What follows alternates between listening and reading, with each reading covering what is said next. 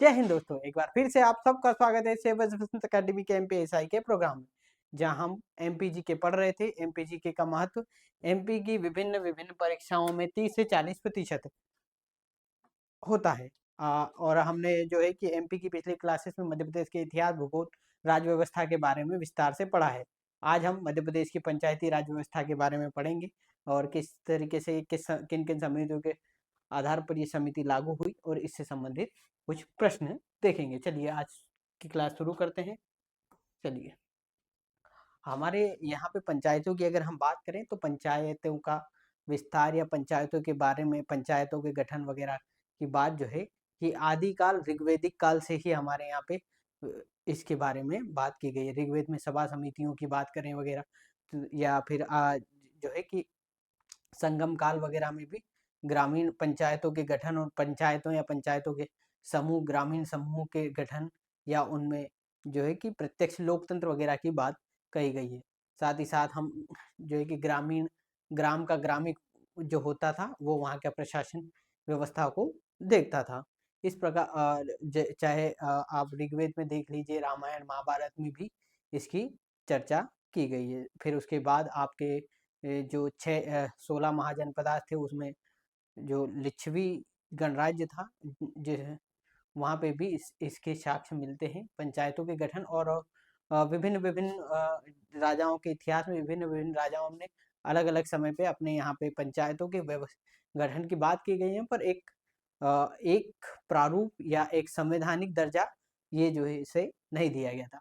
फिर आज़ादी के बाद हमारे संविधान के 40वें संविधान अनुच्छेद में जो महात्मा गांधी जी का उद्देश्य था कि मध्य प्रदेश पूरे भारत में उनका उद्देश्य था कि ग्राम पंचायतों का गठन किया जाए, साथ ही उन्हें स्वायत्त और इतना सशक्त बनाया जाए कि वो सभी प्रकार से या सभी रूप से वो अपने कार्य जो है कि आर्थिक शक्तियाँ और प्रशासनिक शक्तियाँ दी जाए, ताकि वो ग्रामीण व्यक्ति में, गाँव की पंक्ति में अंतिम व्यक्ति, जो गाँव में जो पंक्ति में सबसे अंतिम व्यक्ति खड़ा है, जो इतना सक्षम या नहीं है कि वो सरकार के पास आके अपने लिए मांग कर सके।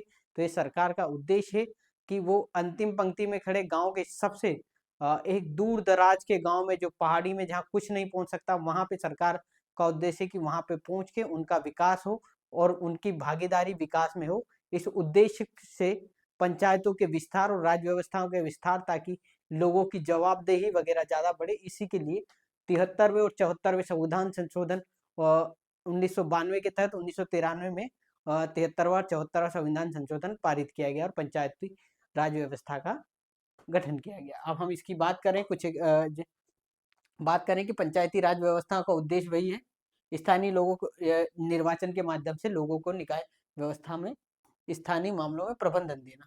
जमीनी स्तर पर लोकतंत्र की बात करें तो 43वें संविधान संशोधन के द्वारा इसके बारे में बात की गई है। ठीक है, उसके बाद हम बात करें कि ग्रामीण विकास कार्य सौंपा गया है। ऋग्वेद में स्थानीय स्व इकाइयों के रूप में सभा समिति जो है इसके बारे में विदत उल्लेख है। सभा और समितियां, सभा जो थी आपकी संभ्रांत लोगों की और समिति जो है उससे जो नीचे स्तर पे लोग थे उनकी चर्चा की समितियां थी, ये ग्रामीण क्षेत्रों में। फिर रामायण में वही है कि रामायण में संकेत मिलते हैं कि पुर और जनपद, पुर यानी कि नगर और जनपद यानी कि ग्राम की बात की गई है। महाजनपद काल में भी, महाभारत में भी, शांति पर्व या कौटिल्य के अर्थशास्त्र में भी, अर्थशास्त्र मनुस्मृति में भी पंचायतों के या स्वशासन जो हम बात करते हैं पंचायतों के माध्यम से, उसकी चर्चा की गई है। ठीक है, और ग्राम जो वही है कि ग्रामिक जो होता था गांव का मुख्य अधिकारी होता था, ये, और दशक जो होता था 10 गांवों के समूह, गांव की और गांव के समूह की बात इतिहास में की गई है। ठीक, चलिए आगे चलते हैं। आगे बात करते हैं कि फिर वर्तमान में बात करते हैं कि वर्तमान में जो सरकारों का गठन या पंचायतों के या नगर पालिकाओं के गठन की व्यवस्था क्रम किस प्रकार से शुरू हुआ। तो इसमें सबसे पहला नाम आता है लॉर्ड मेयो का। लॉर्ड मेयो ने जो है प्रसिद्ध मेयो प्रस्ताव पर यही बात करें कि ये अंग्रेजों से उसको एक ढांचागत या कानूनी रूप से लागू किया, परंतु फिर उससे पहले भी विभिन्न राजाओं के काल में ऐसी व्यवस्था रही थी। बहुत से राज्य जो राजाओं के राज्य में पंचायतों की व्यवस्था रही थी, और बहुत सी जगहों पे जो है कि इसी प्रकार से एक समूह के रूप में चुनाव के तहत ही उनका चुनाव होता था। आप तो इसकी बात करें हम कि 1870 के दशक में प्रसिद्ध मेयो रिजोल्यूशन या प्रस्ताव आया, और इसके तहत स्थानीय संस्थाओं को शक्तियां और उत्तरदायित्व में वृद्धि या विकास किया गया। 1870 में जो है आपके शहरी निकायों में निर्वाचन प्रतिनिधित्व की अवधारणा प्रस्तुत की गई लॉर्ड मेयो के द्वारा उठाए गए कदमों के तहत लॉर्ड रिपन ने 1842 में स्थानीय स्थानीय संस्थाओं को उनको अत्यंत आवश्यक है, और स्थानीय स्वाधिकार यानी कि उनको जो है कि स्थानीय स्वशासन की बात की गई, यानी कि स्थानीय स्तर पर वो अपने ही अपनी व्यवस्था और अपने जो है कि सिचुएशन परिस्थिति के अनुसार निर्णय ले सके, और वहां निर्णय जो है कि शासन कर सके, इसके अधिकार लॉर्ड रिपन ने दिया था। उसके बाद 1907 में स्थानीय स्वशासन के लिए जो आपका हॉब हाउस की अध्यक्षता में केंद्रीय रॉयल कमीशन ऑन सेंट्रलाइजेशन के गठन से पर अत्यधिक बल दिया गया। फिर पृष्ठभूमि की बात करें 1919 के मॉन्टेग्यू चेम्सफोर्ड कानून सुधार में जो है कि राज्यों का और केंद्र को जो हस्तांतरित और आरक्षित विषय में बांटा गया था, उसमें जो हस्तांतरित विषय थे उसमें पंचायती व्यवस्था और पंचायतों के गठन वगैरह या उनके रेगुलेशन वगैरह के बात की गई थी। ये भी राज्यों के अधिक, और साथ ही साथ जो है कि ये प्रांतों के अधिकार क्षेत्र में दिया गया था। 1919 का उद्देश्य सरकार का ये था कि राज्यों को अधिक स्वायत्तता वगैरह दे दी जाए, और उनको भी जो है कि केंद्र में लोकसभा और राज्यसभा का जो है कि उस समय पे गठन, उच्च सदन और निम्न सदन का गठन किया जा चुका था, और राज्यों में भी जो है विधानसभा वगैरह के जो है कि गठन वगैरह की बात शुरू हो चुकी थी। और साथ ही साथ यहाँ जो है कि छोटे छोटे स्तर पर अलग अलग राज्यों में अलग अलग जो राज्य थे उनको स्वायत्तता दी जाना शुरू हो गई थी। फिर स्वतंत्रता के बाद जो है कि 40वें अनुसंधान, अच्छा हाँ, 40वें जो आपका अनुच्छेद है उसमें भी, और साथ ही साथ 246 के माध्यम से स्थानीय स्वशासन के बारे में संविधान में भी उल्लेख किया गया है। स्वतंत्रता के बाद विकास की पहल में 2 अक्टूबर 1952 को गांधी जयंती की पूर्व संध्या पर पंचायतों सामुदायिक विकास कार्यक्रम जो कम्युनिटी डेवलपमेंट प्रोग्राम था, इसका उद्देश्य भी जो है वही था कि ग्रामीण स्तर तक विकास को पहुंचाया जाए, ग्रामीण या रूट स्तर पर विकास को पहुंचाया जाए। और यही जब सामुदायिक विकास कार्यक्रम वगैरह इनमें दुविधाएं उत्पन्न हुई इनके विस्तार में, तो फिर सरकार ने समितियां गठित की इनके इस पर जो है कि गहन चर्चा के लिए कि ये क्यों उतना जो है कि लाभदायक नहीं हुआ या क्यों नहीं पहुंचा। तो सभी तमाम जितनी भी समितियां गठित हुई उनने एक ही सलाह दी कि आप पंचायतों को संवैधानिक रूप से दर्जा दीजिए और संवैधानिक रूप से उन्हें गठित करिए, तब जाके हमारी जितनी भी योजनाएं वो ग्रास रूट लेवल पे या सबसे व्यवस्था क्रम में सबसे नीचे स्तर पंचायतों में भी सबसे कमजोर व्यक्ति तक जो हमारी योजनाएं हैं वो उनको पहुंचा सके, और वो इसमें सहभागी होकर लाभान्वित हो सके। ठीक है। फिर लोकतांत्रिक विकेंद्रीकरण के लिए जो आपके सर्वप्रथम 2 अक्टूबर 1959 में जो है कि राजस्थान में इस जो है कि लोकतांत्रिक विकेंद्रीकरण पंचायतों का गठन हुआ। नागौर में जो है कि राजस्थान के नागौर में पंचायत का गठन हुआ। उसके बाद आंध्र प्रदेश में 1 नवंबर 1958 को इन्होंने भी पंचायतों का गठन किया।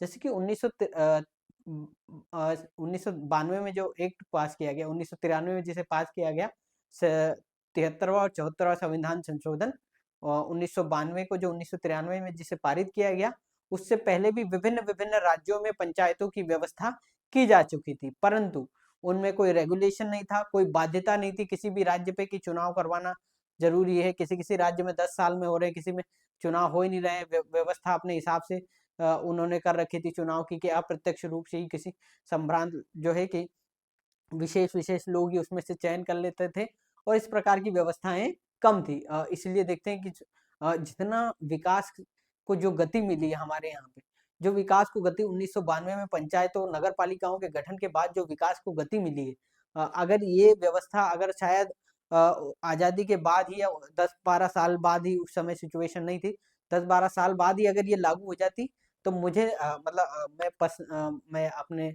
निजी तौर पे कहता हूँ कि शायद हम आज हम और बड़े स्तर पर जो आज हम स्वच्छता में और इन सब स्वच्छता वगैरह या डेवलपमेंट में जितना स्पीड से या जितनी गति से काम कर रहे हैं, शायद अगर ये पहले हो जाता तो ये और भी मजबूती से और बहुत आगे बढ़ता, क्योंकि मुख्य उद्देश्य गांव तक पहुंचना था। अगर गांव तक पहले जितनी भी योजनाएं थी मुख्यतः गांव तक नहीं पहुंच पा रही थी। पंचायतों के गठन के माध्यम से एक तो सारी योजनाएं गांव तक पहुंची, साथ ही जो समाज के सबसे वंचित तबके हैं उनको भी गांव स्तर पर जो उन्हें सम्मान और भागीदारी मिली राजनीतिक रूप से, तब उनका सशक्तिकरण का जो है कि मार्ग बढ़ा। और इसी मतलब हम सब गांव ग्रामीण परिवेश से सब आते हैं, तो हम सब ये जानते हैं कि पंचायतों के गठन के बाद जो आपका अपलिफ्टमेंट या उत्थान की, सामाजिक उत्थान की जो परिकल्पना थी हमारी, उसमें एक मील का पत्थर जो है कि पंचायती राज व्यवस्था साबित हुई।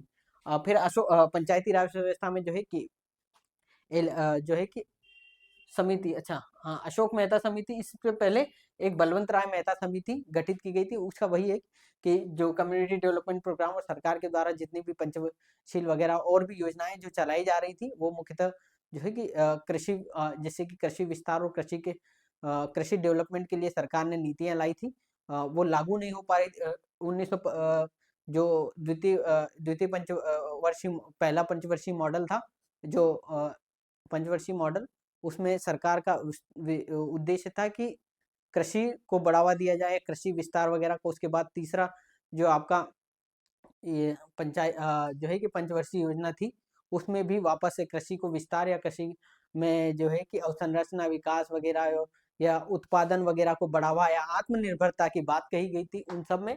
उसमें भी उद्देश्य यही था कि कृषि को बढ़ावा दिया जाए, परंतु उसमें कमियां हुई थी। उसके बाद बलवंत राय मेहता कमेटी का गठन हुआ और उसका उद्देश्य था कि ये कमियां कहाँ आ रही है, कहाँ हम जो है कि ये लेक कर रहे हैं कि हम क्यों नहीं पहुंच पा रहे हैं। तो उसके उद्देश्य के लिए आपके बलवंत राय मेहता समिति गठित गई, जिसने 3 टियर सिस्टम की बात की गई। ग्रामीण स्तर पर ग्राम पंचायत, जनपद जो है कि मध्य स्तर पर जहाँ पे 15-20 गाँव के समूह पे जनपद पंचायत, 5-10 गाँव के समूह पे जनपद पंचायत, उसके बाद जिला पंचायत की बात कही गई थी।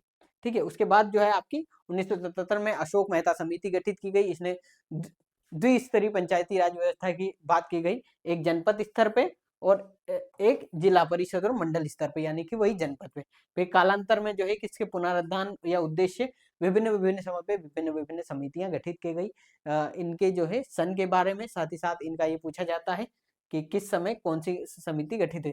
हनुमंत राव समिति 1993 में, जीवी के राव समिति 1985 में, एल.एम. सिंह की समिति 1986 में, केंद्र राज्य संबंध सरकारी आयोग 1988 में, और पी.के. थुंगन समिति और हरलाल सिंह खर्रा समिति 1990 में। ये सब समितियां गठित हुई और इन्होंने यही उद्देश्य, यही मांग की कि सरकार जो है कि जल्द से जल्द पंचायती राज व्यवस्था को संवैधानिक रूप से दर्जा दे और उसे लागू करे।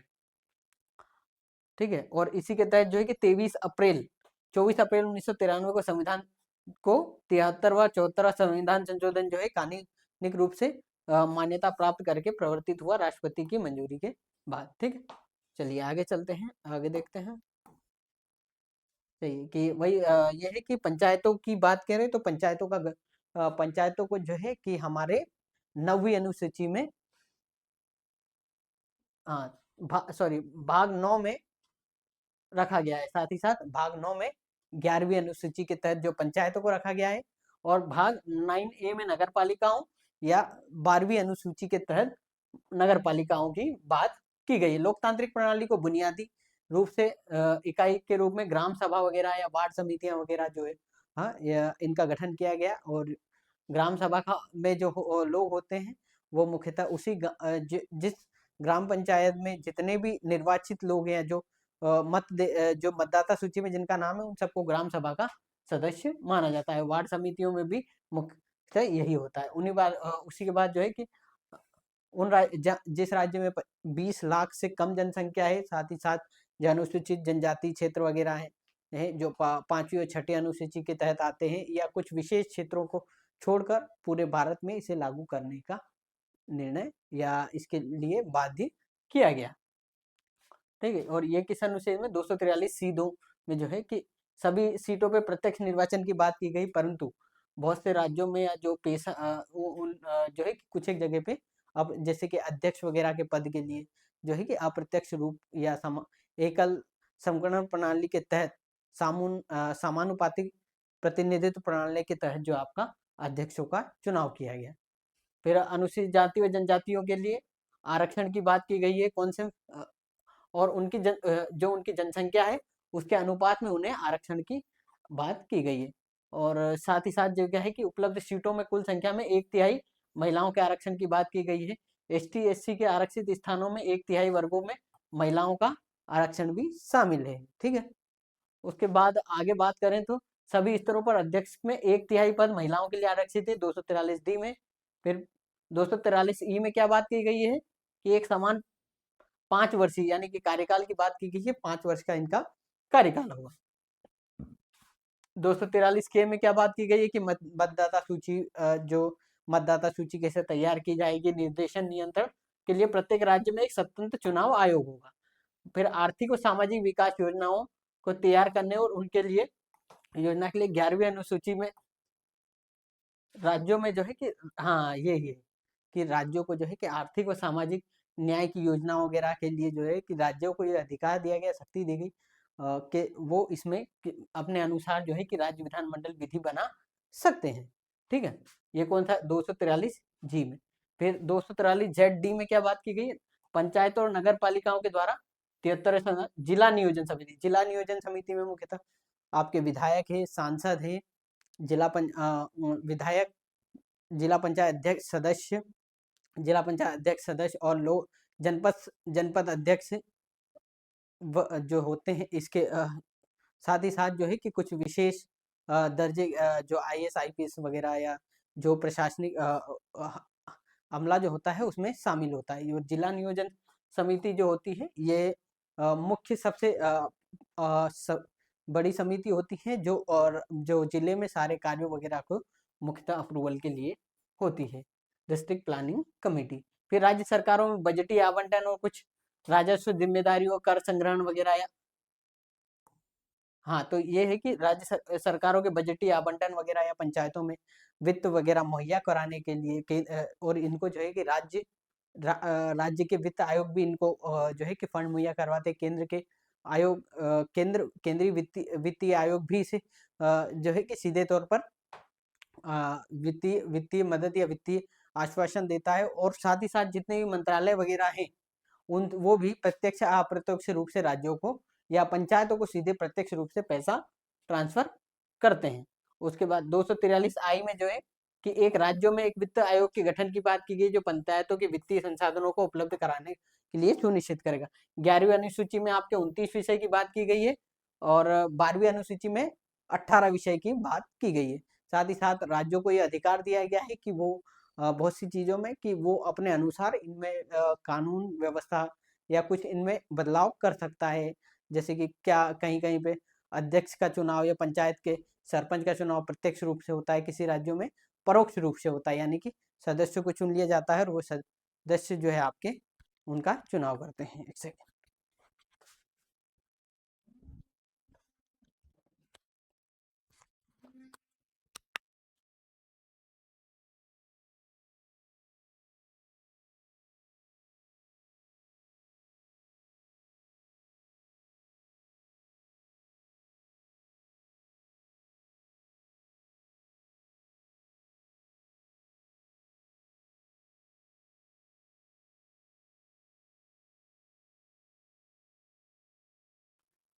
चलिए क्या बात तो वही है कि कुछ विशेष स्थानों के लिए विशेष प्रावधान किए गए हैं। उनमें जो है कि सीधे पंचायतों का विस्तार नहीं किया गया। इसमें दार्जिलिंग जिला जो है आपका पश्चिम बंगाल का, उसमें दार्जिलिंग गोरखा हिल्स की प्रावधान किया गया है। फिर जो अनुसूचित जो कैंटोनमेंट एरिया उनके लिए सीधे राष्ट्रपति के द्वारा जो है आपका शासन किया जाता है, उनमें वहाँ की अलग व्यवस्था है। प्लस जो है इंडस्ट्रियल एरिया, औद्योगिक क्षेत्र वगैरह उनके लिए अलग है। इस प्रकार से जो ऐसे क्षेत्र हैं जहाँ पे जो है कि केंद्र सरकार और राज्य सरकार के उपक्रम में उन क्षेत्रों में पंचायती व्यवस्था जैसा ही क्रम स्थापित करने के लिए अलग अलग छोटी छोटी व्यवस्थाएं की गई है। और सबसे मुख्यतः जब जनजातीय क्षेत्र जो 5वीं 6वीं अनुसूची के क्षेत्र थे उनमें कानून उनमें पंचायतों के गठन की व्यवस्था अलग से की गई थी, क्योंकि जो है कि इन क्षेत्रों में जो आपकी ग्राम सभाएं होती हैं, ग्राम समितियां होती हैं, उनको विशेष अधिकार दिए गए, प्लस अतिरिक्त अधिकार वगैरह दिए गए, ताकि मुख्यतः जो हमारे जनजाति क्षेत्र वगैरह होते हैं, उनमें जो है कि ग्रुप में लोग रहते हैं और ग्रामीण स्तर पर वो सारी समस्याओं को सुलझाने वगैरह की कोशिश करते हैं। उसी अनुसार उनको ऐसी पंचायत समितियों का गठन या पंचायतों का गठन किया है और उन्हें अतिरिक्त अधिकार वगैरह दिए गए। इसके लिए जो है कि सबसे पहला कानून पेशा एक the provision of the panchayat extension of panchayat in scheduled area करके जो कानून आया था 1996, इसके तहत जो जनजाति क्षेत्र वगैरह है उनमें भी पंचायतों के गठन की बात की गई और वहाँ पे जो व्यवस्था स्थापित की गई, उनमें जो पंचायतें या ग्राम सभा होती हैं उनको अतिरिक्त अधिकार, स्वायत्त अधिकार दिए गए। इसी के साथ जो है कि इसी अवसर प्रधानमंत्री ने गाँव के सर्वेक्षण और ग्रामीण क्षेत्रों में तत्कालीन प्रौद्योगिकी के साथ मानचित्रीकरण यानी कि survey of village and mapping with the improving technology in the village area इस स्वामित्व योजना की बात कही गई है, जिसमें ई संपत्ति कार्ड वितरण भी करा गया है। ठीक है, चलिए आगे चलते हैं। अब हम चलिए आगे बात करते हैं कि चलिए प्रश्नों की बात करते हैं। प्रश्न पे आ गए हम। मध्य प्रदेश में पंचायती राज व्यवस्था अधिनियम विधानसभा के द्वारा कब पारित किया गया? 29 दिसंबर 1993 को, 30 दिसंबर 1993 को, 31 दिसंबर 1993 को, 28 दिसंबर 1993 को। तो इसका सही आंसर क्या होगा आपका? 30 दिसंबर 1993 को। पेश कब किया गया था? 29 दिसंबर 1993 को पेश किया गया, 30 दिसंबर को ये पारित किया गया। 243 में अनुच्छेद 243 में पंचायतों की परिभाषा की बात की गई है। 243 ए में ग्राम सभा की बात की गई है। ठीक, पंचायतों के गठन की बात 243 बी में की गई है। उनकी संरचनाओं की बात 243 सी में गई है। तो 200 डी में अनुसूचित जातियों जनजातियों के लिए आरक्षण की बात की गई। ई में जो आपके पंचायतों की अवधि की बात की गई। एफ में जो है फाइनेंस से संबंधित या सदस्यों की योग्यता से संबंधित बात की गई। जी में पंचायतों की शक्तियों, अधिकार और जिम्मेदारियों की बात की गई है। 243 एच में पंचायतों के वित्त की बात की गई कि कैसे वित्त इनको मुहैया कराया जाएगा। उसके लिए जो कैसे राज्य सरकार और केंद्र सरकार में जो वित्त आयोग वगैरह है उनके माध्यम से हो गया। और राज्यों में वित्त आयोग जो पंचायतों के कानूनी रूप से आपका वित्त मुहैया करवाने के लिए गठित किए गए हैं। 243 जेड में पंचायतों के चुनाव से संबंधित विषय में बात की गई है। और मध्य प्रदेश में जो है पंचायतों के चुनाव से संबंधित मामलों में मुख्य या अंतिम निर्णय जो होगा वो राज्यपाल का और वहाँ विधानसभा के द्वारा होगा। इसमें जो भी निर्णय होंगे वो उनके द्वारा सारे संबंधित कानून बनाए जाएंगे। ठीक है, इसमें जो है कि मुख्यतः सुप्रीम कोर्ट या हाई कोर्ट इसमें दखल अंदाजी नहीं देगी। पर हाँ, जैसे कि कुछ क्षेत्र हैं, अब चुनाव संबंधी कुछ एक मामलों में मुख्यतः मुख्य न्यायालय या हमारे जो राज्यों के हाई कोर्ट होते हैं उनमें इससे संबंधित कानून पे बात की गई है। परंतु जो ये सिर्फ ये लागू या वगैरह है, ये जो जिस प्रकार से कैसे कि क्या क्या क्रम रहेगा, कैसे चुनाव वगैरह का जो फॉर्मेट वगैरह है वो राज्य सरकारें ही तय करेंगी। ठीक है, फिर पंचायत चुनाव आयोग राज्यों में जो चुनाव आयोग होता है वो पंचायतों और नगर पालिकाओं के चुनाव के लिए 243 में बात की गई। 243 एल में बात की गई है पंचायतों से संबंधित विधायिका की शक्तियों के बारे में। अनुच्छेद 243 एम में कुछ राज्यों में क्षेत्रों में अपवाद, जैसे कि वही है कि दार्जिलिंग, गोरखा हिल्स या पेशा जो अनुसूचित जनजाति क्षेत्र जो अनुसूचित 4 या 5 के तहत आते हैं। फिर कुछ राज्यों में क्षेत्रों में अपवाद की बात की गई है, एम में की गई है। 243 एन में मौजूदा कानून और पंचायतों के बारे में बात की गई है। और 243 ओ में जो है पंचायती चुनावों के हस्तक्षेप की बात की गई है। और पंचायतों में जो है 29 विषय है और नगर पालिकाओं में 18 विषय है।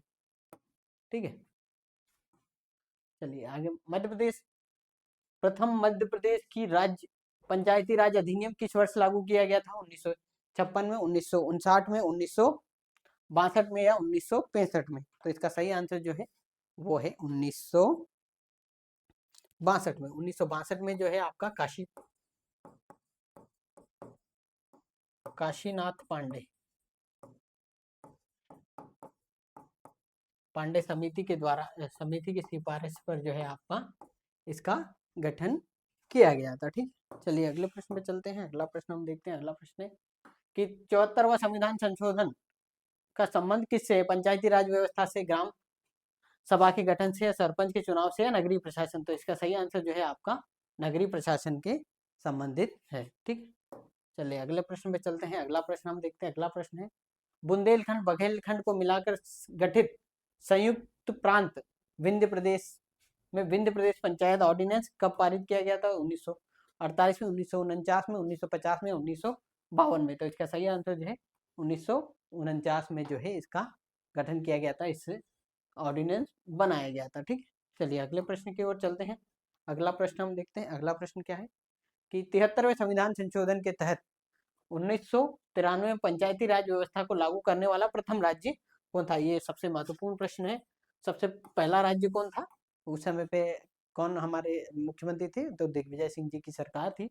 और राजस्थान, कर्नाटक, गुजरात या मध्य प्रदेश? तो इसका सही आंसर जो है मध्य प्रदेश। सबसे प्रथम राज्य जो था आपका मध्य प्रदेश था। साथ ही मध्य प्रदेश ने जो व्यवस्था क्रम जो केंद्र के द्वारा बताया गया था, उसी को मुख्यतः उसी को आधार बनाकर उसी को लागू किया गया था। और पंचायती चुनाव वगैरह में भी मध्य प्रदेश सरकार ने सुविधा वगैरह की है। और उसमें जो है कि एक सशक्त रूप से जो पंचायतों के गठन और उनको लागू करने का जो सबसे प्रथम राज्य रहा है वो मध्य प्रदेश रहा है। ठीक है, चलिए मध्य प्रदेश जिस ग्राम पंचायत की आबादी 1000 से कम है वह कितने वार्ड होंगे? तो कितने वार्ड ग्राम पंचायत की बात करें तो कम से कम ग्राम पंचायत की बात करें हम तो ग्राम पंचायत कम से कम 10 से 20, अधिकतम 20, 20 से एक भी अधिक नहीं और 10 से कम नहीं, 10 से 20 मिनिमम। फिर जनपद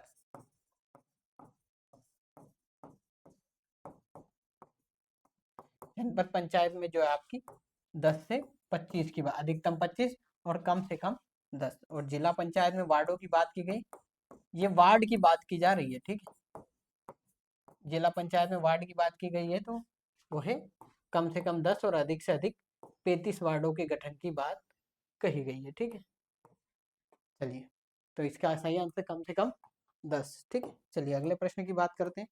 अगला प्रश्न है कि मध्य प्रदेश में पंचायती राज एवं ग्रामीण विकास निगम की स्थापना कब की गई थी? 1978 में, 1980 में, 1981 में या 1983 में?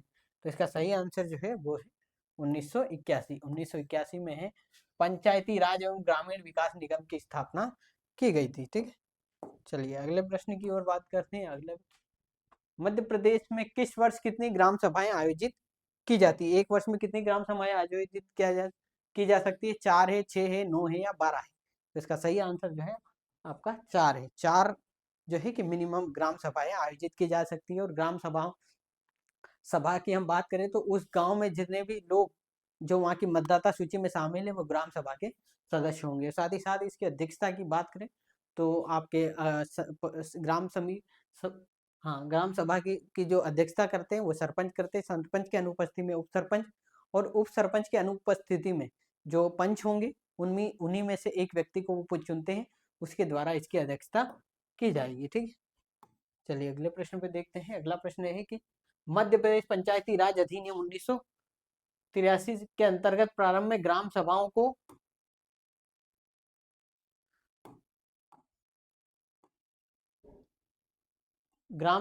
कितनी समितियां प्रारंभ में ग्राम सभा में कितनी समितियां गठित की गई थी? तो इसके गठन के 1 है, 4 है, 6 है या 8 है?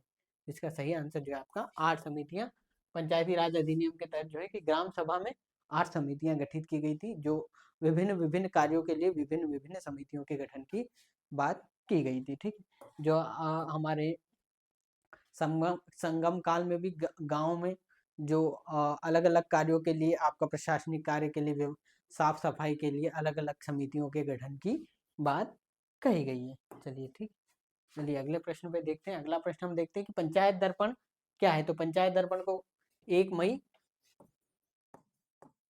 2014 को 1 मई 2014 को जो है इसे लागू किया गया था। इसका क्या उद्देश्य था? भ्रष्टाचार या भांडाफोड़ हेतु पंचायतों का किया गया दर्पण, या सभी पंचायतों को शासन प्रदत्त बड़े आकार के दर्पण, या पंचायतों की योजनाओं कि मॉनिटरिंग या क्रियान्वयन हेतु प्रशासन के द्वारा निर्मित वेबसाइट या उपयुक्त में से कोई नहीं। तो इसका सही आंसर जो है आपका पंचायतों की योजनाओं मॉनिटरिंग के लिए।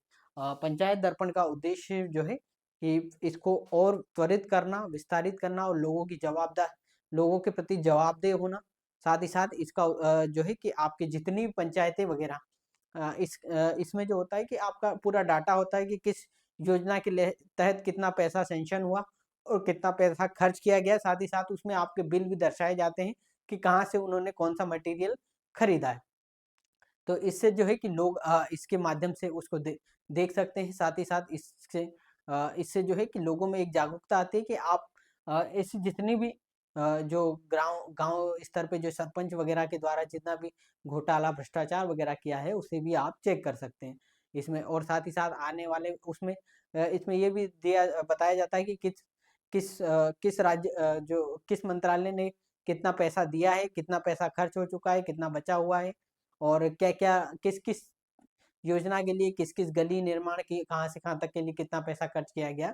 इस प्रकार की तमाम जानकारियाँ उस पे उपलब्ध होती हैं। साथ ही साथ मनरेगा में किसके नाम जुड़े हुए हैं, इस सब सब जो है कि सबका ब्यौरा इसमें होता है, जिससे आप ये चेक कर सकते हैं कि आपके ग्राम पंचायत में किस प्रकार से व्यवस्था चल रही है। साथ ही साथ सरपंच कहाँ पे खर्च कर रहे हैं या पता चले कि यहाँ यहाँ पे बना दिया गया है कि यहाँ से यहाँ की रोड बन चुकी है, रोड वास्तव में बनी नहीं है पर उसका पैसा सारा खर्च हो चुका है। तो इसके लिए आप चाहें तो फिर ऊपर स्तर पर इससे संबंधित कार्रवाई की मांग भी कर सकते हैं। ये मुख्यतः उद्देश्य ये है कि भ्रष्टाचार वगैरह को कम करना और लोगों की भागीदारी, जवाबदेही और उनके प्रति उत्तरदायित्व को बढ़ाना है।